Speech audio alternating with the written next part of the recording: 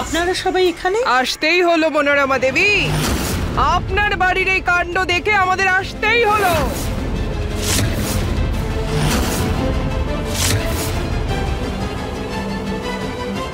এমনি এমনি আসেনি, ডাকতে হয়েছে বেয়ান। আরে কিসের বিধবা আশ্রম আর কিসেরই বা নিয়ম? আরে উনি আপনাদের আশ্রমের সর্বেসর্বা না, আপনাদের অধ্যক্ষা। কে? মনোরমা দেবী? মনোরমা দেবীর বাড়ির কাণ্ড শোনেননি? কি হয়েছে? ও বাড়ির বিধবা বৌমা নিজের ভাসুরকেই আবার বিয়ে করেছে। হ্যাঁ, বলুন আর কি বলতে চান আপনি? সবাইকে তো নিয়ম কানুন না মানার জন্য আপনি নিজে গিয়ে শাস্তি দেন, আর নিজের বাড়িতে একটা বিধবার বিয়েও কেউ আটকাতে পারলেন না। আমি এই বিয়ে মানি না। আমি কালও আপনাদের সাথে ছিলাম আর আজও আছি। দেখুন দেখুন দেখুন, এই মেয়েটাকে আমি ঘরেই ঢুকতে দিইনি। দেখুন, এই মেয়েটা আজও আমার কাছে বিধবাই। বিধবা হলে এর মাথায় সিঁদুর কি করে থাকে? নিয়ম তো জানেন আপনি। এই সিঁদুরের কোনো গুরুত্ব নেই আমার কাছে। ভালোই হয়েছে আপনারা এসে গেছেন। ওর সিঁথির সিঁদুর আমি এক্ষুনি মুছে দেব।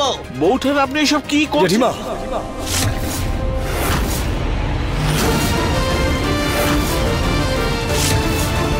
সুমনাকে এই সিঁদুর আমি পরিয়েছি, ওকে স্ত্রী রূপে মেনেছি, ওর সঙ্গে থাকার প্রতিশ্রুতি দিয়েছি। তাহলে এটা কি করে হতে দিতে পারি? আমাকে ক্ষমা করো জেঠিমা, কিন্তু এটা করা সম্ভব নয়।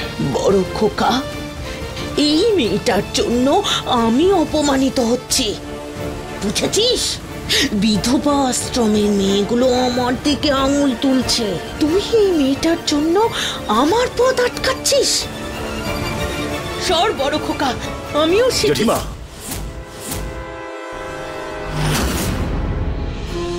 জেঠিমা, সিঁদুর একটা স্ত্রীর পরিচয়। ওকে এই সিঁদুর আমি পরিয়েছি, তাহলে ওর এই পরিচয় তো আমি, তাই না? এই সিঁদুর মুছে দিয়ে তুমি কাকে মুছে দিতে চাও?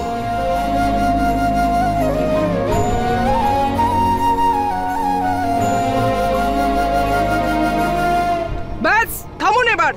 আপনি আমাদের আশ্রমের সাথে বিশ্বাসঘাতকতা করেছেন। আরে আপনি নিজেই যখন বিধবা আশ্রমের নিয়ম কানুন পালন করতে পারেন না, তো আপনি আমাদের আশ্রমকে কিভাবে সামলাবেন? আপনি মিথ্যাবাদী, প্রতারক, ভণ্ড এক মহিলা। আপনি আমাদের আশ্রমের অধ্যক্ষ হওয়ার যোগ্যই নন। আপনাকে এই পদ থেকে সরিয়ে দেওয়া উচিত। সবাই শান্তি পেলে তো এবারে? খুব খুশি হয়েছো তাই না? আমার এত বছর ধরে বিধবা নিয়ম পালন, এত বছর ধরে তপস্যার এই পরিণাম পেলাম আমি। অপমানিত হলাম আমি আজ। এত বছরের ত্যাগের ফলস্বরূপ আমাকে মিথ্যেবাদী, ঠকবাজ বলে ডাকা হচ্ছে। এটাই তো চেয়েছিলে তোমরা, আর মেয়েটাও এটাই চেয়েছিল। খুব খুশি তো তোমরা, হ্যাঁ? দিদি, এরকম বলছো কেন? আমরা আজ নয়, আজ নয় রে ছোট,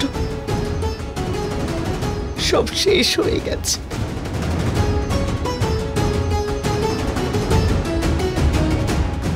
যদি আপনাদের সবার এটাই মনে হয় যে আমি মিথ্যেবাদী, ঠকবাজ, বিশ্বাসঘাতক, তাহলে আমি মনোরমা দেবী বিধবা সমাজের অধ্যক্ষ পদ থেকে এক্ষুনি এই মুহূর্তে পদত্যাগ করছি, ইস্তফা দিচ্ছি। বিধবা আশ্রমের সাথে আমার আর কোনো সম্পর্ক নেই। এই পরিস্থিতিতে আপনি যা যা সিদ্ধান্ত নিয়েছেন সেগুলো একদম সঠিক। আমরা সবাই আপনার ইস্তফা গ্রহণ করছি। হ্যাঁ, সমর্থন করছি।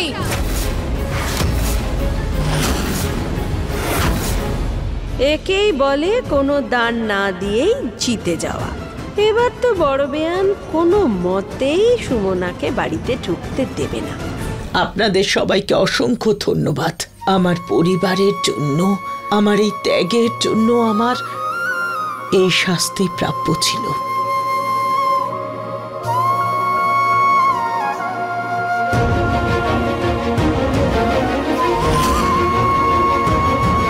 বড় মা দাঁড়ান, বড় মা প্লিজ দাঁড়ান, বড় মা।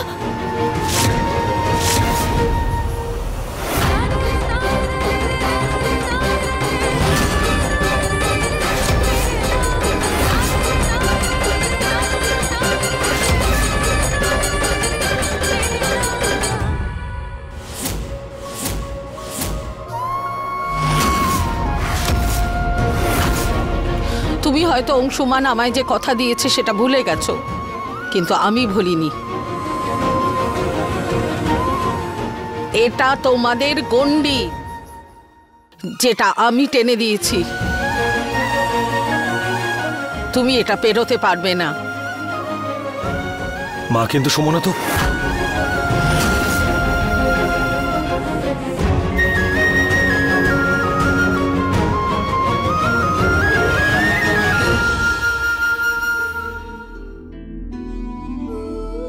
আপনারা যেটা চেয়েছিলেন সেটা হয়ে গেছে। দিদি আশ্রমের সব পদ থেকে ইস্তফা দিয়েছেন। হয়েছে তো আপনাদের শান্তি। যেখানে এই বিষয়টা নিয়ে কথা, সেটা আমাদের বাড়ির ব্যাপার, আমরা সামলে নেব। আপনারা আসুন এখন।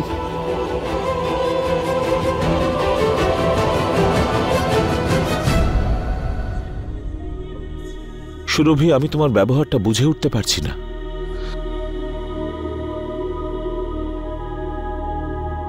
বলো মা সরস্বতীর, বলো মা সরস্বতীর, বলো মা সরস্বতীর, বলো মা সরস্বতীর জয়।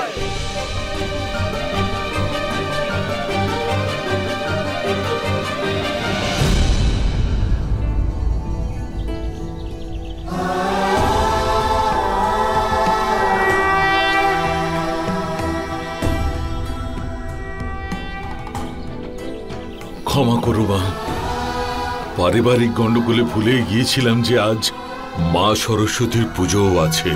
বিদ্যার দেবী মা সরস্বতীর আগমন একেবারে সঠিক সময়ে হয়েছে, তাই না সুরভি?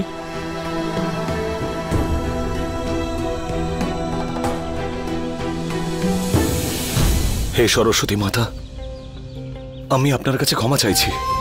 আপনি এখানে চলে তো এসেছেন, কিন্তু এইবারে আপনাকে ফিরিয়ে দিতে হচ্ছে। আসলে বিষয়টা, এই বাড়িতে সরস্বতী পুজোর শুভারম্ভ আমি করেছিলাম।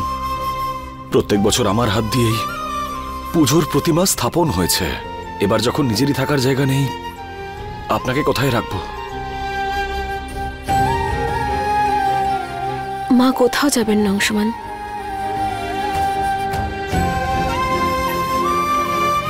যেখানে আমরা আছি, মা সরস্বতীর মূর্তি স্থাপনা ওখানেই হবে।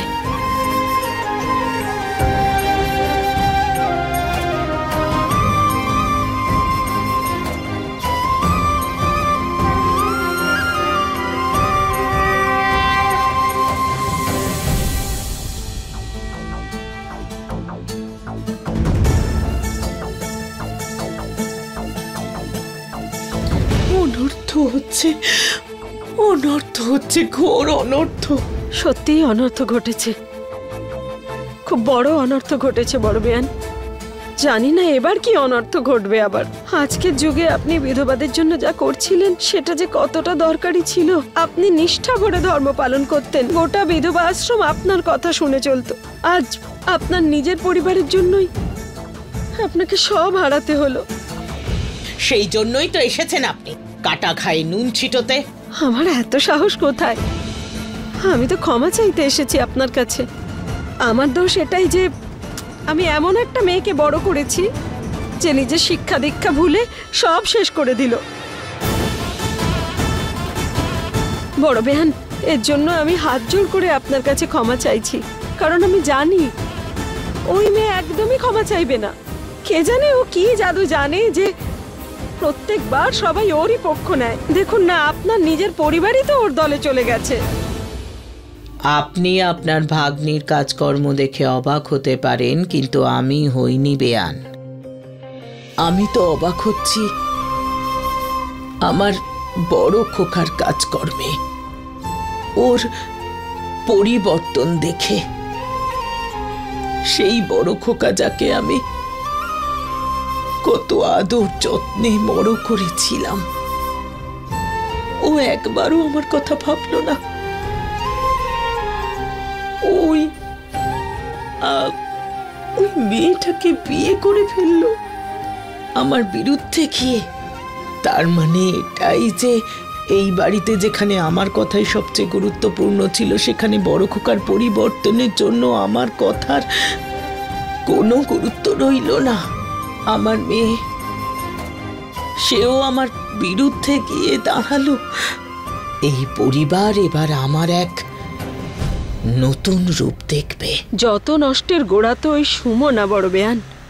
গোটা পরিবার ওর জালে ফেঁসে রয়েছে। তাহলে সেই জাল কেটে ফেলবো আমি।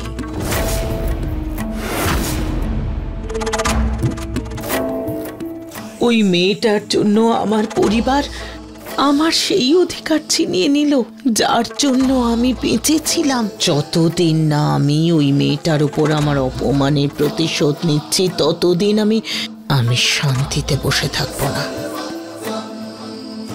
আপনি একদম চিন্তা করবেন না বেয়ান, ওই মেয়েটার প্রতি আমার মন কখনো বদলাবে না। ওই মেয়েটার জীবনটাকে আমি নরক করে দেব। এখন এটাই উদ্দেশ্য আমার জীবনের, শুধুমাত্র এই উদ্দেশ্যই। এত কিছু যে আপনি ভাবছেন, তাতে কি লাভ হচ্ছে? এত কিছু কাণ্ড ঘটে গেল, তারপরেও ওই মেয়েকে বৌমা হিসেবে মেনে নিয়ে গৃহপ্রবেশ করাচ্ছে।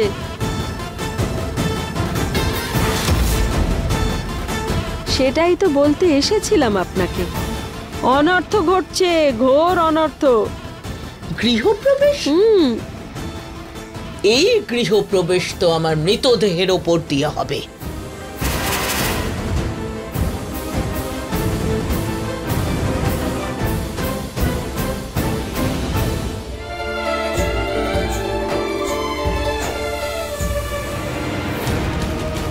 আচ্ছা, হ্যাঁ, আমার অনুপস্থিতিতে আমার সম্মান, আমার মর্যাদাকে মাটিয়ে মিশিয়ে দিয়ে গৃহপ্রবেশ করানো হচ্ছে। হ্যাঁ, সরে যা, তোর হাতে রং আছে।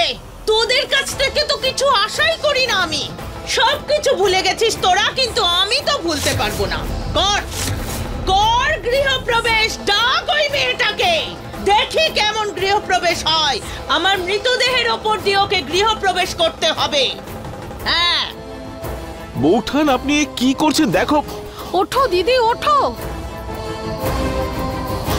দাদু, মাকে একটু বোঝাও না প্লিজ। জয়।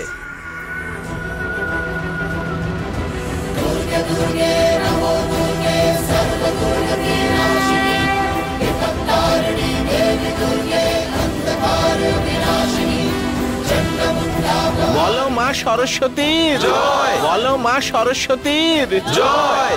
বলো মা সরস্বতীর জয়। বলো মা সরস্বতীর জয়।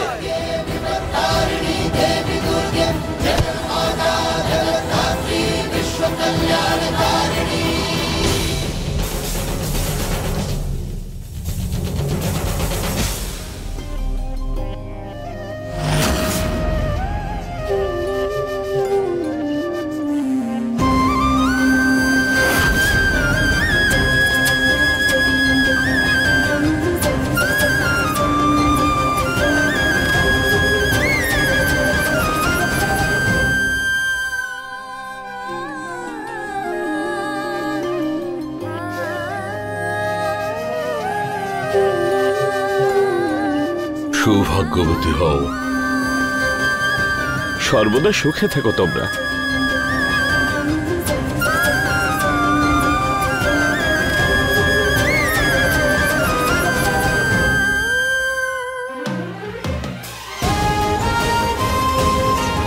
এ কেমন আনন্দ, যেটা পরিবারের মুখ থেকে হাসি কেড়ে নিল।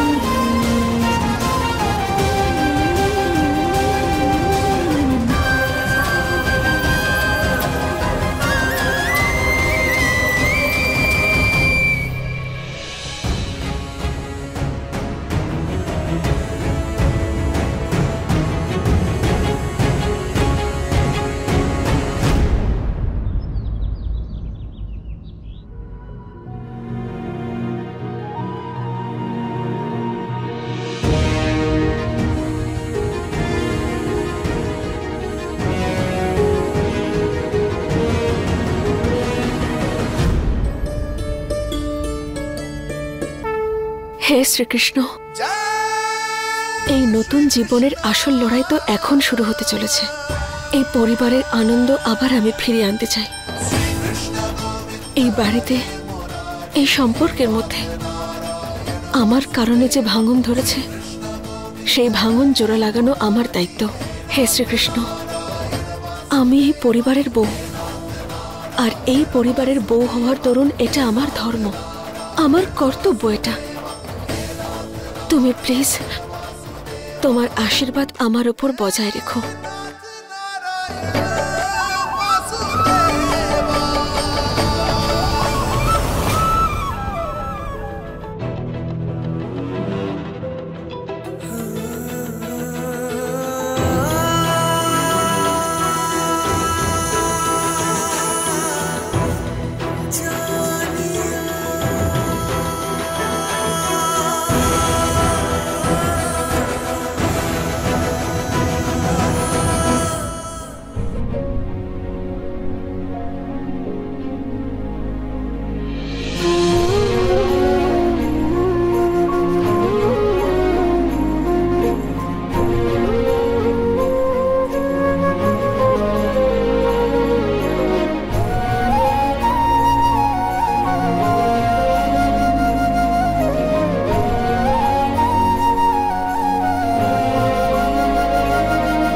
কি ব্যাপার সুমনা, তোমার চোখে জল কেন?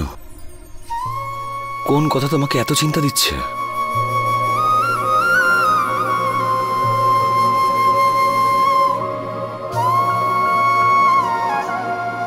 অংশুমান, আমি বাড়িতে তো জায়গা পেয়ে গেছি, কিন্তু সুরভি মায়ের মনে জায়গা পেয়েছে কি?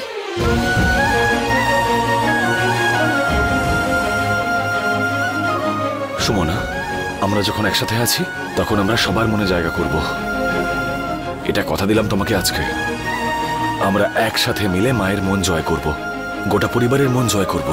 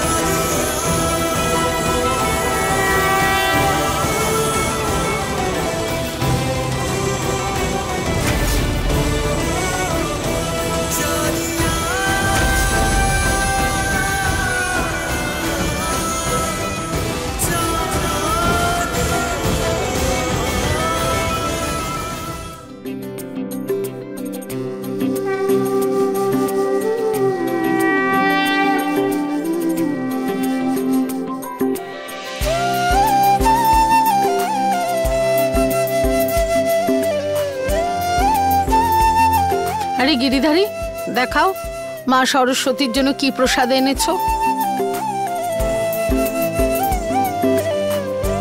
এর মধ্যে তো কুল নেই। মা সরস্বতীর কুল পছন্দ। অংশুমান,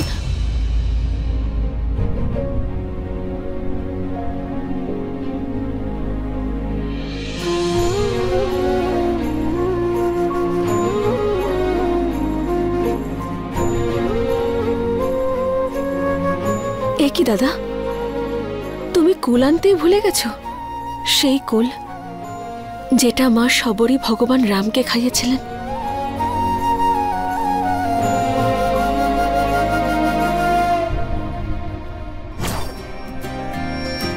এই নে অংশুমান, এই কুলটা খা, এটা নিশ্চয়ই মিষ্টি হবে। কি ব্যাপার মা, তোমার বেছে দেওয়া প্রত্যেকটা পেয়ারা মিষ্টি। যাও গিরিধারী, কুল নিয়ে এসো, আর বেছে ভালো কুল এনো। হ্যাঁ ছোট মা।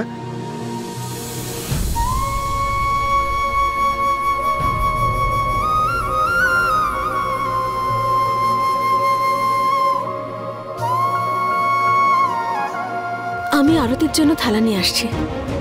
আরতি, ওকে বলে দে আরতির থালা আমি নিজে নিয়ে আসবো।